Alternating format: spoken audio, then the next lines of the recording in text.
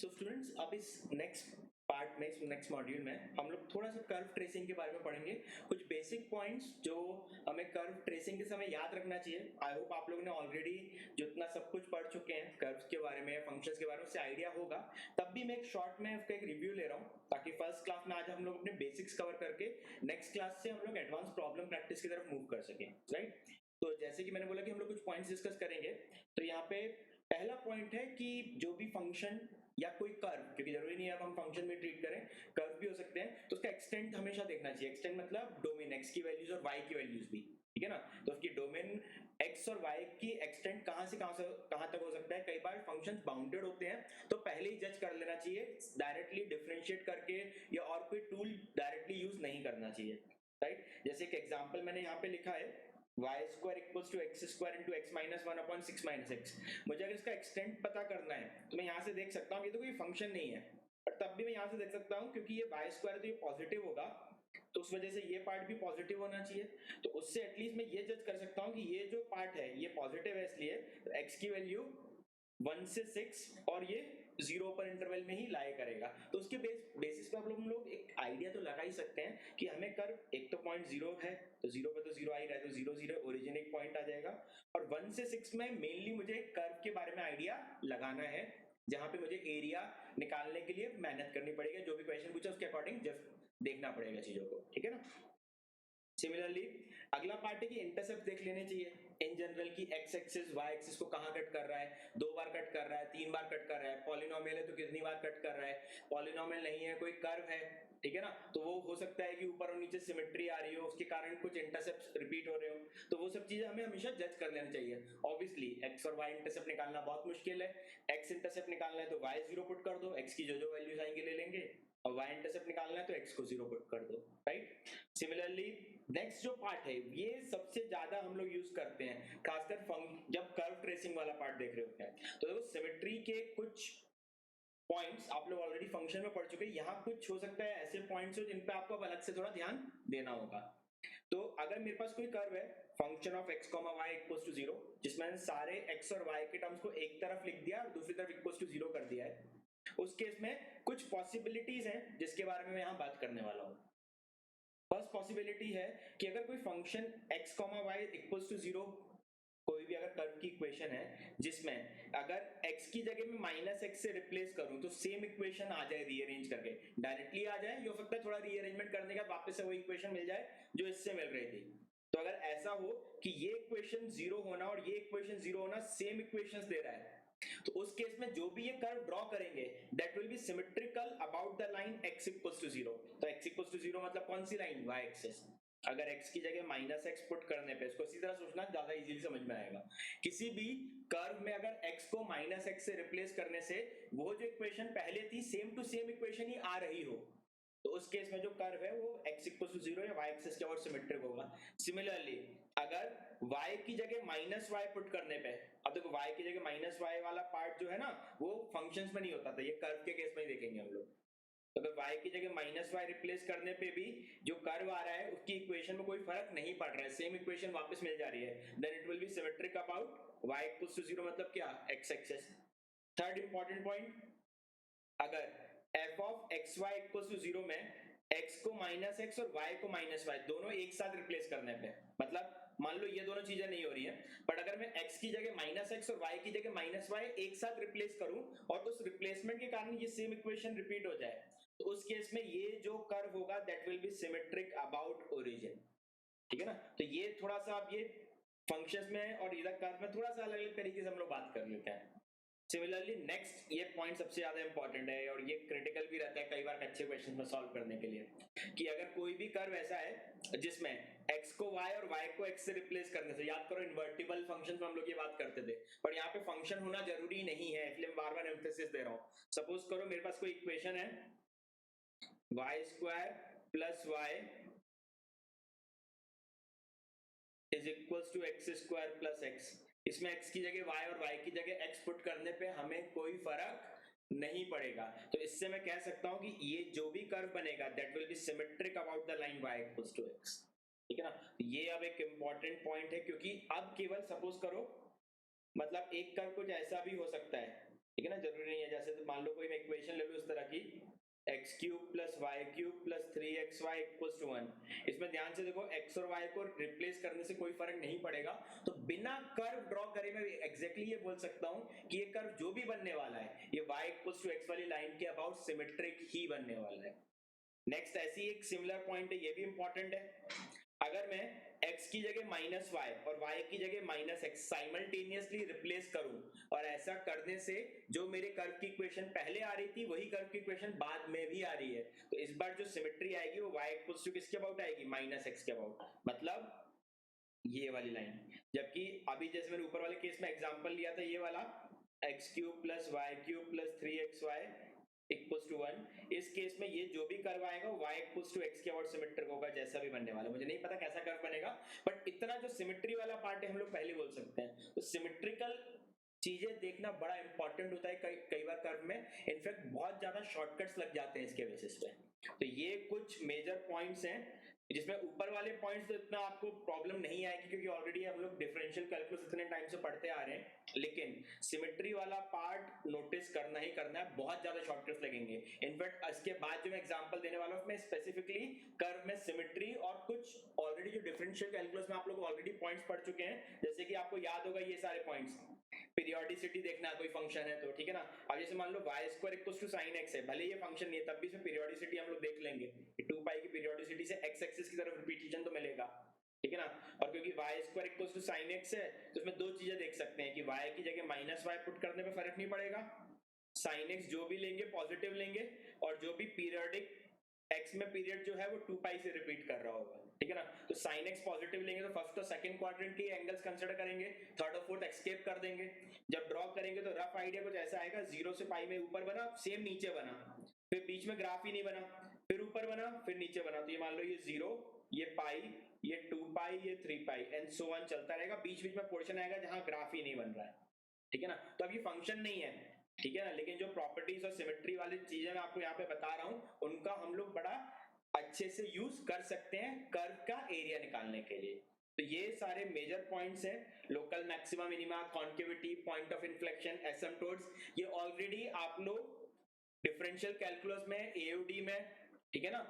इन सारे चैप्टर्स में already differentiation में ये सब चीजें पढ़ चुके हैं, तो इसके लिए मैं अलग से कुछ चीजें नहीं बता रहा हूँ। मेजर पार्ट बस मैंने अलग से मेंशन कर दिया, सिमेट्री वाला पार्ट, जिसमें भी आई होप आपको मेजर पॉइंट्स तो पता ही होंगे। एक ये वाला पॉइंट, ये जो ओरिजिन वाला केस है, और ये वाला पॉइंट कई बार होता है कि नहीं याद रहता है, तो हम लोग इन दो पॉइंट्स को थोड़ा एम्फेसिस डाल के देख सकते हैं। आई होप बाकी याद होंगे, पर तब भी देख जरूर लेना, बेटर रहेगा। तो आई होप आप लोगों को ये समझ में आ गया हो। बस ये कुछ मेजर पॉइंट्स मैंने मेंशन किए कि कर्व ड्रॉ करते हो मुझे इन चीजों का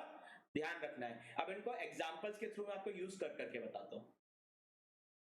सो इस एग्जांपल में देखो हमारे पास एक कर्व गिवन है और हमें फाइंड आउट करना है कि area bounded by the loop form, ठीक है ना। तो लूप फॉर्म हो रहा है, उसके लिए पहले इसका एक बार डायग्राम देखना पड़ेगा, एटलीस्ट रफ आइडिया लगाना पड़ेगा हमें। तो उसके लिए जैसे मैंने दो चीज आप लोगों को पहले भी बोली थी कि पहले तो सिमेट्री वाले सिनेरियोस और फिर एओडी वाले जो पैटर्न्स हम लोग पढ़ चुके हैं उनको यूज कर सकते हैं। तो देखो यहाँ पे मैं किस तरह से यूज करता हूँ। पहली चीज नोटिस करो, y की जगह माइनस वाई पुट करने पे फर्क नहीं पड़ रहा है ना। मतलब ये जो कर्व है y इक्वल्स टू 0 या बोल सकते हैं x एक्सिस के अबाउट सिमेट्रिक है, राइट। फर्स्ट पॉइंट तो हमारे पास यही आ गया। सेकेंड ऑफ ऑल देखो यहाँ पे ये वाला पार्ट पॉजिटिव है तो ये टोटल पार्ट भी पॉजिटिव होगा, तो उससे हम लोग x की बाउंडेडनेस या x की वैल्यू का एक्सटेंट देख सकते हैं, ठीक है ना। तो यहाँ पे इस वाले पार्ट से अगर मैं इसका एक्सटेंट देखूंगा तो x का जो डोमेन आ रहा है वो 0 से 2 लाई करेगा, ठीक है ना, 0 क्लोज और 2 ओपन। तो मतलब मुझे ग्राफ के इतने बाउंड्री रीजन में देखना है। एक पार्ट और नोटिस करो यहाँ पे ये वाला पार्ट, जैसे ही मैं x को 2 माइनस टेंड करूंगा, क्योंकि 2 से आगे तो मैं ले जा ही नहीं सकता, जैसे ही मैं x को यहाँ पे 2 माइनस टेंड करूंगा, मेरी y की वैल्यू चेक करो इन्फिनिटी जा रही है कि नहीं। मतलब मैं बोल सकता हूं क्योंकि ये वैल्यूज हो रही हैं तो x इक्वल्स टू 2 एक वर्टिकल एसिम्पटोट होगा इसका। तो मुझे एक आइडिया लग गया कि x इक्वल्स टू 2 वाली लाइन है वो वर्टिकल एसिम्पटोट होगा, ग्राफ उसको ऐसे टेंड करेगा, और सिमेट्री है तो ऊपर और नीचे दोनों तरफ टेंड करेगा, बाकी मुझे नहीं पता। दूसरी चीज 1 पे ये ग्राफ 0 होगा, ध्यान से देखो, और 0 से 2 में इसमें कोई भी साइन चेंज हो रहा है क्या, 1 पे तो कोई साइन चेंज नहीं है, राइट। 0 पे वैल्यू कितनी है 0, और यहाँ 2 पे भी वैल्यू क्या जा रही है, इन्फिनिटी जा रही है। तो इस वाले पार्ट से जैसे ही मैं यहाँ पे आइडिया लगाऊंगा या फिर इसको डिफरेंशिएट करके इसके बारे में आइडिया लगाऊंगा, देखो मुझे पैटर्न कैसा मिलेगा उसको नोटिस करते हैं हम लोग, ठीक है ना। अगर मैं इसको दो पार्ट में ब्रेक करूं, y की value plus minus x upon 2 minus x का रूट इनटू x माइनस 1 लिख सकते हैं, राइट। अब इससे अगर आइडिया लगाओ, देखो 1 पे ये वैल्यू जो है जीरो हो रही है कि नहीं, और जैसा ग्राफ एक्स एक्सिस के ऊपर बनेगा वैसे ग्राफ एक्स एक्सिस के नीचे बनेगा। तो इस प्लस माइनस में से अगर मैं प्लस वाला पार्ट भी ड्रॉ कर दूं तो मेरा काम हो जाएगा, बस उसकी मुझे क्या लेनी पड़ेगी, एक्स एक्सिस के अबाउट इमेज, तो दूसरा पार्ट मिल जाएगा। तो फिलहाल ये दूसरा पार्ट मैं इसको सॉल्व क्यों कर रहा हूँ, वैसे यहाँ पे एरिया बाउंडेड में इसका यूज नहीं है, बट सपोज कर एक एग्जैक्ट कर्व का हमें काफी सिस्टमैटिक आइडिया लेना है, तो मैं डिफरेंशिएशन से और चेक कर रहा हूँ। जैसे कि मैंने यहाँ पे इस वाले पार्ट को डिफरेंशिएट किया, तो डिफरेंशिएट करके कुछ इस तरह का पैटर्न आएगा, 2 by y d y by d x की वैल्यू ये, तो उससे मुझे ये आइडिया लगा सकता हूँ कि d y by d x कब जीरो होगा, जब ये वाला पार्ट जीरो होगा, और इसके रूट्स निकालना, इसके roots 3 plus minus root 5 by 2 आएंगे। ऑब्वियसली 3 प्लस रूट 5 बाय 2 अगर मैं वैल्यू ले रहा हूँ तो 2 के बाहर जा रही है उसको कंसिडर नहीं करेंगे, बट एक वैल्यू यहाँ कहीं आ रही है, तो मतलब यहाँ पे ये मैक्सिमा आपको दिख रहा है प्लॉट होता हुआ, वो वाला पॉइंट होगा 3 प्लस रूट 5 बाय 2 एक्स की वैल्यू, ठीक है ना,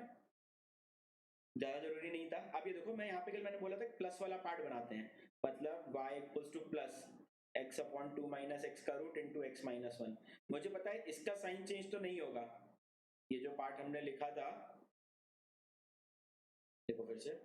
यहाँ पे x अपॉन 2 माइनस एक्स का root into x minus 1, y की एक वैल्यू ले रहा हूँ, प्लस वाली, माइनस वाली कंसिडर नहीं कर रहा, ये साइन चेंज केवल 1 पे कर रहा है 0 से 2 में, बाकी जगह पॉजिटिव है। तो ये जो मैंने पार्ट है प्लस वाला, यही ग्राफ देखो मैंने यहाँ पे ये वाला बनाया है, 1 के बाद नेगेटिव 1, यहाँ सॉरी 1 के बाद तो ये पॉजिटिव हो रहा है और बाकी जगह ये नेगेटिव है। ये जो पोर्शन है कौन सा है, y equals to x upon 2 minus x का रूट इनटू x माइनस 1, ठीक है ना। तो क्योंकि मैं एक पार्ट बना लिया तो मुझे बस दूसरा पार्ट इसकी क्या बनानी पड़ेगी, इमेज, तो ये वाला पार्ट आ जाएगा। अब ये जो कंप्लीट कर्व की इक्वेशन बन रही है, इसके कारण लूप वाला पोर्शन ये है, तो इफेक्टिवली मुझे क्योंकि इस लूप का ही एरिया निकालना है, तो यही शेडेड रीजन मुझे फाइंड करना है। अब क्योंकि मैं इसको दो फंक्शंस में तोड़ सकता हूं, तो केवल एक ग्राफ ले लूं, या तो ये वाला या नीचे वाला, कोई एक कंसिडर कर लेते हैं। जैसे कि यहाँ पे देखो मैंने कौन सा कंसिडर किया है, यहाँ पे मैंने ये ऊपर वाला पोर्शन कंसिडर किया है, क्योंकि जो नीचे वाली ग्राफ पोर्शन था या नीचे वाले ग्राफ की इक्वेशन थी, that came out to be x upon 2 minus x का रूट इनटू x माइनस 1। तो जो ऊपर वाला पार्ट है that will come out to be x upon 2 minus x into x minus 1 का माइनस तो लिख सकते हैं 1 माइनस एक्स, देखो यहाँ पे 1 माइनस एक्स ही लिखा है। उसके कारण और x एक्सिस के कारण 0 से 1 में एरिया बाउंडेड में निकाल देता हूँ, मतलब ये एरिया। अब क्योंकि ग्राफ सिमेट्रिक है, तो सिमेट्री का यूज करके हम बोल सकते हैं कि अगर मुझे टोटल एरिया निकालना है तो केवल ऊपर वाले पोर्शन का डबल कर दो। तो फंक्शन के कंसेप्ट से अब हम लोग आगे इंटीग्रेट कर लेंगे, ठीक है ना। तो फंक्शंस वाले पैटर्न में ब्रेक कर लिया मैंने इसको। ये वाला पार्ट ऑब्वियसली इंटीग्रेशन आप लोगों ने पढ़ रखा है, तो 2 sin स्क्वायर थीटा वाला डेफिनेट में हम लोग सब्स्टिट्यूशन करते थे। इसके सब्स्टिट्यूशन के बाद जो कैलकुलेशंस करने होंगे वो आप लोग खुद से चेक करिए, ऑब्वियसली आपको नोट्स मिल जाएंगे, नोट्स में पूरे कैलकुलेशन करे हुए हैं, बट ये पार्ट ऑब्वियसली खुद से सॉल्व करना है। इस चैप्टर का मेन पार्ट, ये जो मैं मेन चीजें आपको बताने वाला हूँ, उसका रेलिवेंस केवल इस तरह से होगा कि हम लोग एरिया निकाल जाए उस पैटर्न से, उस इंटीग्रल तक हम लोग पहुंच जाए, ठीक है ना। एटलीस्ट एरिया जहां तक आप निकल सकता है, जिस फाइनल स्टेप पे मैं आप लोगों को छोड़ रहा हूँ, उसके बाद आप लोगों को खुद से करने के लिए बोल रहा हूँ, उसका रीजन ये है, मैं आपको ऐसी स्टेप्स पे लाके छोड़ दूंगा जिसके बाद आपको बस इंटीग्रेशन, डेफिनेट इंटीग्रल अप्लाई करना होगा, जो कि सीखना बहुत जरूरी है इस चैप्टर को अटेम्प्ट करने के लिए। डेफिनेट इंटीग्रल में कमांड के बिना इस चैप्टर अधूरा ही रहेगा आपका, ठीक है ना। केवल हम लोग कर्व के कंटेंट और क्या क्या हमें लेना चाहिए, किस तरह सिमेट्री देखनी चाहिए, किस तरह से स्टेप्स कम हो सकते हैं, केवल मैं उस पर एम्फेसिस दे रहा हूँ। अब बाकी इस वाले पार्ट को आप लोग आगे सॉल्व करिए, सिंप्लीफाई करेंगे इसको आगे, तो ये वैल्यू 2 माइनस पाई बाय 2 ये अप्रोक्सीमेटली 0.43 के आसपास आएगी, ठीक है ना। मुझे अगर आप लोग यहाँ पे बस इसको चेक करना है कि ये जो इंटीग्रल है सॉल्व करके यहाँ तक इस स्टेप तक खुद से आए, इस सॉल्यूशन को आप लोग बाद में ही देखना। या जैसे कि मैंने बोला कि मैंने यहाँ पे एम्फेसिस दिया है कर्व ट्रेसिंग के बारे में, ठीक है ना, मैक्सिमा मिनिमा के बारे में, जो कि मैंने यहाँ लिखा नहीं है। जैसे अगर मैं लिखना चाहूँ तो यहाँ पे ये वाला जो पॉइंट है, दिस पॉइंट इज एक्चुअली, ये जो लाइन बन रही है इसको अगर मैं एक्सटेंड करूं तो this line is x equals to 3 minus root 5 by 2 वाली लाइन, ठीक है ना। तो इसी पे मैक्सिमा आ रहा है, राइट, ये तो आ रहा है मैक्सिमा और ये आ रहा है मिनिमा, और ये दो पोर्शंस में अलग अलग भी लिख देता हूँ ग्राफ के। तो ये जो इधर वाला ग्राफ है, ठीक है ना, जैसे अगर मैं इसको सपोज करो ब्लू कलर से मार्क करता हुआ लिखूं इस तरह से, तो ये जो ग्राफिकल पार्ट मिल रहा है, ये जो फंक्शन है, इसकी इक्वेशन को हमने यहाँ एरिया में यूज किया, this part is equal to x upon 2 minus x का रूट इंटू 1 माइनस एक्स, ठीक है ना। फिर इतना पार्ट जो हमने एरिया निकालने में यहाँ यूज कर रखा है, ठीक है स्टूडेंट्स। तो इस वाले पार्ट को ऑब्वियसली आप लोग खुद से सॉल्व करके देखना, ये इंटीग्रेशन वाला पार्ट खुद से जजमेंट खुद से सॉल्व करके जरूर देखना। ऑलराइट स्टूडेंट, ऐसी एक एग्जांपल और देखते हैं जिसमें इसी तरह से कर्व बनाना है, कुछ और तरीके से एरिया पूछ रखा है, उसका हम लोग कैलकुलेशन देखते हैं, कर्व ड्रॉ करते हैं, जहां एओडी लग रहा है एओडी लगाते हैं, जहां सिमेट्री लग रही है सिमेट्री लगाते हैं।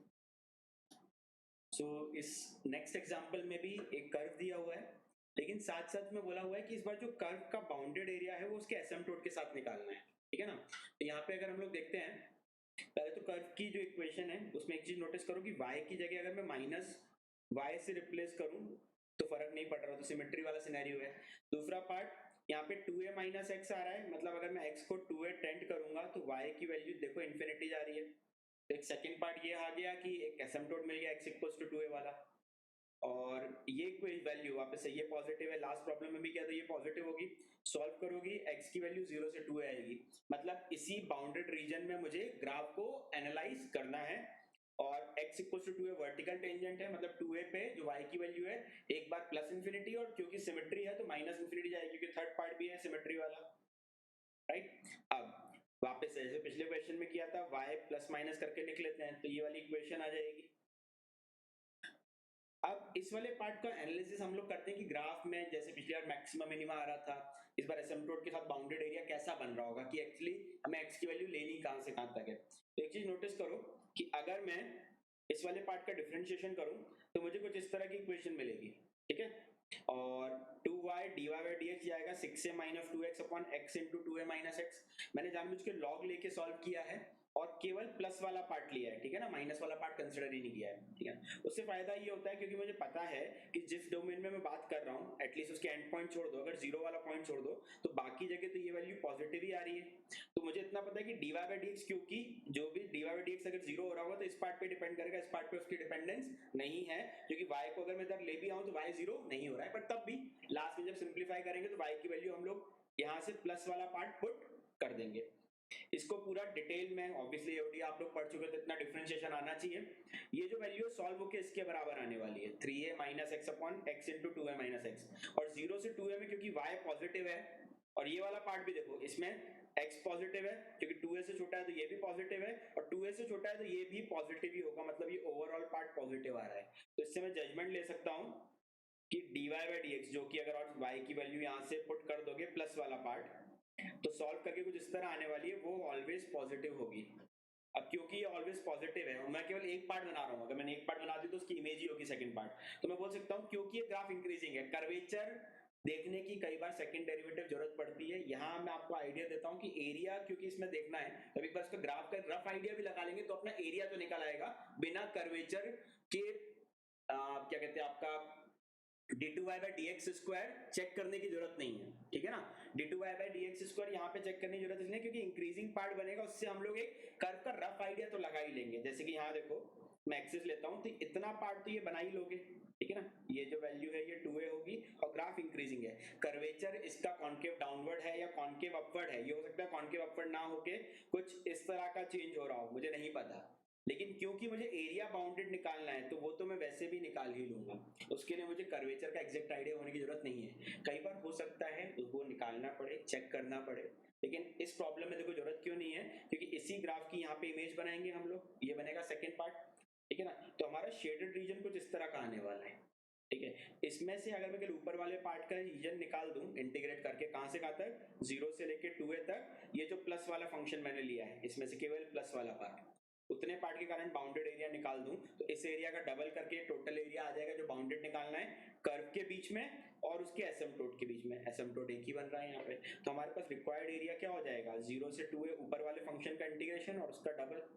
पिछली बार भी यहाँ पे ऑब्वियसली आपने सिमिलर सब्स्टिट्यूशन किया था, इस बार भी 2a sin square theta put करना, dx निकालना, इंटीग्रेशन सॉल्व करोगे तो ये सिंप्लीफाई होके cos थीटा कैंसिल होके यहाँ पे इतना बनने वाला है sin theta power 4 d theta. I hope आप लोगों ने ये वाला इंटीग्रल ऑलरेडी डेफिनेट में कर चुके हैं, sin cube theta, sin square theta, sin theta power 4। ये कुछ स्टैंडर्ड पैटर्न्स हैं जिनको याद रखने से कई बार डेफिनेट के कैलकुलेशन जल्दी हो जाते हैं। तो अगर आप लोगों को याद नहीं है तो इसके लिए हिंट दे देता हूं मैं, साइन पावर 4 को 1 माइनस cos 2 थीटा का होल स्क्वायर बाय 4 से कन्वर्ट करके निकाल सकते हो, या फिर इस वाले पार्ट में अगर आप लोगों ने वॉलिस फॉर्मूला पढ़ा है तो उससे भी आंसर इसका जल्दी आ जाता है। तो कुछ ये जो पैटर्न से भले जेईई के सिलेबस का एकदम पार्ट नहीं है, ठीक है ना, लेकिन कई जगह एज अ शॉर्टकट हम इनको यूज कर पाते हैं। तो इसकी वैल्यू आप लोग उन मेथड से निकाल के देखना, इसकी वैल्यू सॉल्व होके 3 पाई बाय 16 आती है, और जैसे ये वैल्यू यहाँ पुट करोगे सॉल्व करके आंसर हमारा 3 पाई ए स्क्वायर के बराबर आ जाएगा, ये टोटल एरिया, ठीक है ना स्टूडेंट्स। तो यहाँ पे क्योंकि लूप वगैरह वाला पार्ट नहीं था जैसे कि पिछले एग्जांपल में था, यहाँ पे स्ट्रेट फॉरवर्ड इंक्रीजिंग फंक्शन था, और मैंने क्या बोला d2y/dx², ये हो सकता है कॉनकेव अपवर्ड जो बन रहा है मैंने सही बनाया है, हो सकता है जो कॉनकेव अपवर्ड बन रहा है वो सही नहीं बनाया, कुछ ऐसा आ रहा होता है, हो सकता है इन्फ्लेक्शन आ रहा होता है, लेकिन उससे मेरा एरिया निकालने के कंसेप्ट पे फर्क नहीं पड़ेगा। तो कई बार ये जजमेंट लेना भी जरूरी कि कितनी इंफॉर्मेशन निकाले हमारा काम हो जाए। इंफॉर्मेशन शुरुआत में कई बार हम लोग क्या करते हैं, एओडी लगाने लगते हैं, सब कुछ सॉल्व करने चालू कर देते हैं चाहे वो लेंदी जा रहा हो, जबकि एक बार कुछ कुछ पार्ट निकाल के बीच में जजमेंट ले लेना चाहिए कि क्या इतने पार्ट निकालने से ही मेरा जो प्रॉब्लम में डाटा पूछा है या कोई क्वेश्चन में जो हमें वैल्यू निकालनी है, क्या उसके लिए वो आगे वाला डाटा रेलिवेंट है भी या नहीं। ठीक है स्टूडेंट्स, तो ऐसे सिमिलरली फिर एक कर लेते हैं, फिर एक सिमिलर एग्जांपल कुछ डिफरेंट पैटर्न में देखते हैं। सो अगेन यहाँ पे हम लोग एक और एग्जांपल करने वाले हैं जिसमें जो कर्व है वो एक्स और वाई एक्सिस दोनों के ऊपर सिमेट्रिक है। तो इसका देखो यूज कैसे करेंगे और जल्दी कैसे हो जाएगा। सबसे पहले देखो यहाँ पे जो पहली इक्वेशन है 4 mod y equals to 4 minus x square, ठीक है ना, इसमें 4 अंदर डिवाइड कर सकते हैं यहाँ पे। तो और उसके पहले हम लोग एक चीज तो वैसे भी नोटिस कर सकते हैं कि यहाँ पे y की जगह माइनस वाई पुट करने पे और x की जगह माइनस एक्स पुट करने में कोई चेंज नहीं होगा, तो ये जो भी कर्व आएगा symmetric about both x and y axis होगा, ठीक है ना। तो इसका मतलब चारों क्वाड्रेंट में सिमेट्रिक पोर्शंस बनेंगे इसके। साथ ही साथ जैसे मैंने बोला 4 से डिवाइड कर दो, क्योंकि दोनों साइड मॉड लगा है तो मॉड हटा के प्लस माइनस ले लो, तो एक तरह से इन दोनों कर्व का कॉम्बिनेशन बनेगा। और ये कर्व अगर प्लस वाला पार्ट ले तो कैसी इक्वेशन, क्वाड्रेटिक है, क्वाड्रेटिक हमें ड्रॉ करना आता ही है। सेकंड पार्ट है, इसके साथ भी सिमिलर सिनेरियो ही है, mod y equals to x square plus 4, x की जगह माइनस एक्स या y की जगह माइनस वाई पुट करने में फिर से कोई फर्क नहीं पड़ेगा, तो ये कर्व भी symmetric about both x and y axis होगा। नेक्स्ट पार्ट के लिए फिर से क्योंकि ये ऑलरेडी पॉजिटिव है तो y की वैल्यू है वो हो जाएगी, जब नीचे डिवाइड करोगे तो plus minus 12 upon x square plus 4। Next part के लिए यहां से इधर से मॉड y निकाल के ऊपर या ऊपर से मॉड y निकाल के नीचे पुट करो, तो इन दोनों कर्व के इंटरसेक्शन पॉइंट्स हम लोग सॉल्व कर पाएंगे, राइट। तो इनके इंटरसेक्शन पॉइंट सॉल्व करेंगे अगर हम लोग, तो यहाँ पे आएगा कितना, जब ये वैल्यू यहाँ पुट करोगे ये वाला सॉल्व हो क्या आएगा, ये देखो एक्स स्क्वायर प्लस 4 पे मॉड लगा भी सकते हैं, कोई फर्क नहीं पड़ता क्योंकि ऑलरेडी पॉजिटिव क्वांटिटी है ये। तो इन दोनों को मल्टीप्लाई करेंगे, मैंने 4 माइनस एक्स स्क्वायर तो एक्स स्क्वायर माइनस 4 का मॉड लिख दिया, फर्क नहीं पड़ता है। इन दोनों को क्रॉस मल्टीप्लाई करो, ये हो जाएगा एक्स पावर 4 माइनस 16 48,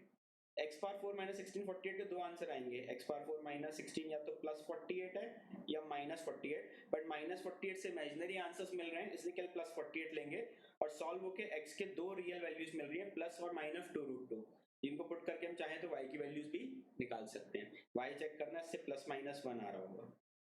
फिलहाल इन दोनों कर्व को ड्रॉ करने की कोशिश करते हैं, जैसे कि पहला तो हमारे पास क्वाड्रेटिक है और दूसरा ये जो कर्व है ये ऑलरेडी आप लोग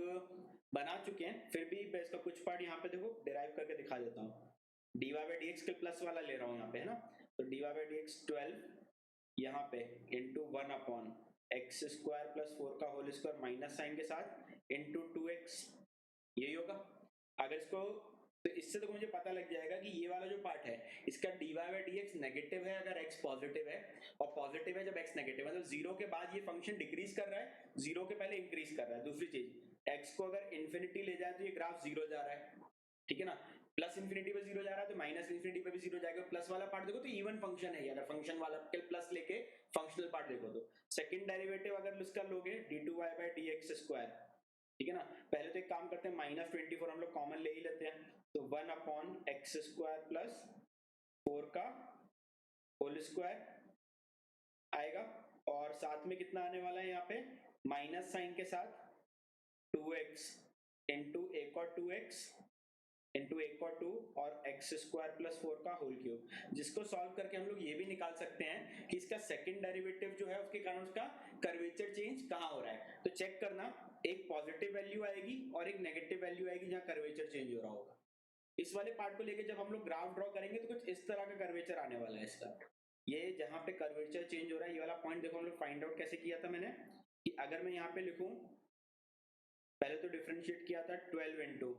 minus 2x upon x square plus 4 का होल स्क्वायर। इतने पार्ट का डिफरेंशिएशन फिर से देखते हैं, केवल इतना पोर्शन ले लेते हैं, x upon x square plus 4 का होल स्क्वायर, तो कि डबल डेरिवेटिव हमें जीरो ही तो करना है केवल। ये हो जाएगा 1 अपॉन एक्स स्क्वायर प्लस 4 का whole square minus x into 2 into 2x into x square plus 4 का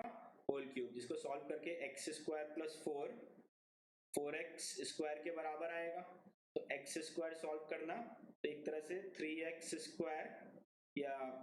3x स्क्वायर की वैल्यू 4 आएगी, तो x की वैल्यू प्लस माइनस 2/√3 आएगी। ये हमें फाइंड करना जरूरी नहीं था कि इन्फ्लेक्शन कहाँ हो रहा है, बस मैंने इसलिए बताया है कि ये जो कर्वेचर है पहले कॉन्केव डाउनवर्ड है फिर कॉन्केव अपवर्ड है। सिमिलरली यहाँ भी कॉन्केव डाउनवर्ड है, यहाँ कॉन्केव अपवर्ड है, दो जगह पॉइंट ऑफ इन्फ्लेक्शन आ रहा है, ठीक है ना। तो ग्राफ की यहाँ पे मैक्सिमम वैल्यू 3 है 0 पे, और फिर ये ग्राफ इधर डिक्रीज कर रहा है और इस तरफ से ग्राफ इंक्रीज करता हुआ आ रहा है, वो तो सिमेट्री से भी जस्टिफाई कर सकते हैं। अब क्योंकि जो प्लस माइनस दोनों पार्ट बना रहे हैं, तो ऊपर वाले के साथ नीचे वाला पार्ट भी बनाएंगे इसका सिमेट्री के साथ, ठीक है ना, क्योंकि फंक्शन तो है नहीं, प्रॉपर एक कर्व बनना है, तो ये दो पोर्शंस हो गए इसके। नेक्स्ट ये वाला पार्ट देखते हैं, ये वाला, ये तो मैंने बोला था क्वाड्रेटिक है, तो क्वाड्रेटिक तो इजीली हम लोग ड्रॉ कर ही सकते हैं। पहली क्वाड्रेटिक बनाते हैं, एक्स स्क्वायर बाय 4 माइनस 1, मतलब यहाँ पे जो माइनस साइन लगा के आएगा, इसको चेक करना, तो ये एक्स एक्सिस को -2 और 2 पे कट कर रहा है। इंटरसेक्शन पॉइंट हमें पता ही है 2√2 इधर है और -2√2 सिमेट्री के कारण, ठीक है ना, मैंने एक पॉइंट यहाँ मार्क कर दिया, ये आएगा 2√2, 1। अब सिमिलरली इसकी भी एक इमेज बनेगी नीचे की तरफ, वो इमेज हो गई है, और इस कर्व की इक्वेशन हो गई है। इस वाले पार्ट को देखो, मुझे जो एरिया बाउंडेड चाहिए, एरिया एंक्लोज किसके बीच में चाहिए, बिटवीन द कर्व, कोई एक्सिस वगैरह की बात नहीं की है। तो यहाँ पे एंक्लोज बिटवीन कर्व एक रीजन तो ये आ रहा है, और एंक्लोज बिटवीन कर्व एक रीजन ये आ रहा है, जिसमें से मैं केवल ऊपर वाला रीजन निकाल के डबल कर सकता हूँ। अगेन हमें पता है ये दोनों ही कर्व y एक्सिस के अबाउट भी सिमेट्रिक है, तो इफेक्टिवली मुझे ये पूरा भी नहीं निकालना है, मुझे केवल कितना निकालना है, इतना रीजन निकाल के मैं उसका क्या कर सकता हूँ, 4 टाइम्स। इस तरह से सिमेट्री का हम लोग यूज करके बहुत सारे बड़े से दिखने वाले प्रॉब्लम्स को बहुत छोटा कर सकते हैं। आज की क्लास में हम लोग बेसिक चीजें ही पढ़ रहे हैं, मैं आपको केवल सिमेट्री के बेसिक फॉर्म्स बता रहा हूँ। अगली क्लास में कुछ ऐसे एग्जांपल्स मिलेंगे जिसमें एरिया अंडर कर्व निकालेंगे बट इंटीग्रेशन के बिना निकालेंगे, या कुछ पैटर्न्स ऐसे बताऊंगा जिनको हमें याद कर लेना चाहिए, कॉमन पैटर्न्स, कॉमन कर्व के कारण आने वाले इंटीग्रेशंस, कॉमन कर्व के कारण आने वाले एरिया, जिनके पैटर्न्स हम लोग डायरेक्टली अगर जज कर लें तो बहुत सारे कैलकुलेशन से हम लोग बच सकते हैं। ठीक है स्टूडेंट्स, फिलहाल इस पोर्शन का एरिया निकालते हैं। तो ये देखो, यहाँ पे ये जो ऊपर वाला पोर्शन है वो तो इस फंक्शन से डिनोट कर सकते हैं,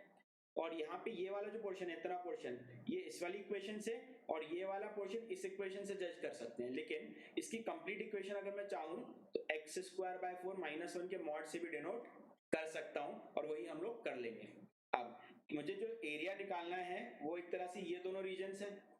राइट, जिसमें से सपोज करो अगर मुझे ये वाला एरिया निकालना है, तो मैं काम कर सकता हूँ कि ये जो फंक्शन है यहाँ से यहाँ तक, इसके कारण ये कंप्लीट एरिया निकाल लेता हूँ, राइट। और जब ये कंप्लीट एरिया निकल जाए तो इसमें से दो एरियाज, ये एक रेड वाला पार्ट और ये दूसरा रेड वाला पार्ट माइनस कर सकता हूँ, क्योंकि ये दोनों इस क्वाड्रेटिक के इंटीग्रेशन से आ जाएगा। इफेक्टिवली मैं पहले क्या करता हूँ, ये येलो प्लस रेड इतना रीजन, इस पूरे का एरिया निकालता हूँ इस फंक्शन के साथ, तो इसका इंटीग्रेशन कहाँ से कहाँ तक करूंगा, 0 से 2√2, ठीक है ना। तो 4 टाइम्स तो इसलिए हो रहा है क्योंकि 4 बार निकलेगा यही रीजन, तो एक बार ये रीजन निकालने के लिए, इतना रीजन निकालने के लिए हम लोग पहले टोटल रीजन लिखते हैं। तो वो वाला पार्ट तो आ गया ये 0 से 2√2, जिसमें से ये रेड वाला पार्ट और ये रेड वाला पार्ट मैंने यहाँ माइनस कर दिया है। इस वाले पार्ट में इस कर्व के कारण इंटीग्रेशन, और ये जो 2 से 2√2 है इसमें ऊपर वाले कर्व, ये ऊपर वाले कर्व के कारण इंटीग्रेशन, क्योंकि ये दोनों तो क्वाड्रेटिक है इसलिए पॉलिनोमियल इसलिए इंटीग्रेट हो जाएंगे, और ये वाला आंसर अपना किस में देगा, tan इनवर्स में। ऑब्वियसली इसके बाद का कैलकुलेशन जैसा कि मैं बोल रहा हूँ आप लोगों के लिए, मैं यहाँ पे इंटरप्रेट करने के लिए छोड़ रहा हूँ, खुद से सॉल्व करके आंसर निकालने की कोशिश करो। आपके नोट्स में पूरा डिटेल्ड सॉल्यूशन गिवन है। जैसे कि अब इसको सॉल्व करेंगे, ये वाला tan इनवर्स में ये पॉलिनोमियल इंटीग्रेट होगा, वैल्यू पुट कर दो 0 2√2 0 2 2 2√2, आगे सॉल्व करेंगे तो सिंप्लीफाई होके कुछ इस तरह का आंसर इसका आना चाहिए, 24 tan इनवर्स √2 -8 -2√2/3। ऑब्वियसली थोड़ा खराब सा दिख रहा है बट जैसे आंसर आ रहा है। फिलहाल जैसे कि मैंने बोला, मैं कंसंट्रेट किस पे करना है, मेथड्स पे, सिमेट्री यूज करने वाले, ठीक है ना, मैक्सिमम मिनिमा देखना, कई बार पॉइंट ऑफ इन्फ्लेक्शन देखना, ये सब ग्राफ बनाने के लिए रफ आपको आइडिया दे देता है। और कई बार जैसे कि मैंने बोला कि इन्फ्लेक्शन डिटेल हम लोग चेक नहीं भी करते कि ये पॉइंट ऑफ इन्फ्लेक्शन इसमें कहाँ आ रहा है, तो भी हम एक रफ एस्टिमेट तो कहीं ना कहीं बना ही सकते हैं। ठीक है स्टूडेंट्स। तो इन एग्जांपल्स के साथ आज मैंने आपको एक बेसिक पैटर्न्स बताए हैं कि हम लोग क्या क्या कर सकते हैं, एक्स एक्सिस के साथ एरिया, वाई एक्सिस के साथ एरिया, ठीक है ना, हॉरिजॉन्टल स्ट्रिप्स, वर्टिकल स्ट्रिप्स, फिर अभी जो कर्व में सिमेट्री देखा, कर्व से फंक्शंस के दो पार्ट में ब्रेक किया, इस तरह के पैटर्न्स। हर बार ऐसे ब्रेक नहीं होंगे, तो जब ब्रेक नहीं होते तब क्या कर सकते हैं, इनवर्स फंक्शन में यूज करेंगे तब क्या कर सकते हैं, एक इसमें एक थ्योरम होता है मिनिमम एरिया निकालने का, एक कंसेप्चुअल पार्ट होता है, वो हम लोग देखेंगे। तो अभी आगे वाली क्लासेस में और भी चीजें हैं, ठीक है ना। कुछ केसेस में हम लोग इंटीग्रेशन यूज किए बिना एरिया निकालने के अलग अलग पैटर्न्स देखेंगे, जिसमें आपके कोऑर्डिनेट ज्योमेट्री के कांसेप्ट यूज होंगे क्लास 11 के। तो उन सब पार्ट्स को भी हम लोग नेक्स्ट क्लास में स्टडी करेंगे, लेकिन उसके पहले आप लोग पहले बेसिक पॉइंट्स पे अपने कमांड बनाइए, अपनी वर्कशीट्स करिए, अपने बिगनर वर्क्स करना स्टार्ट करिए। इस अभी लेक्चर के एंड में आप लोगों को आपका होमवर्क जो इतना आप मॉड्यूल से कर सकते हैं वो भी डिस्प्ले हो जाएगा, तो प्लीज एटलीस्ट उतना तो करने की कोशिश करना ही ना। ठीक है स्टूडेंट, तो नेक्स्ट क्लास में मिलते हैं, बेस्ट ऑफ लक।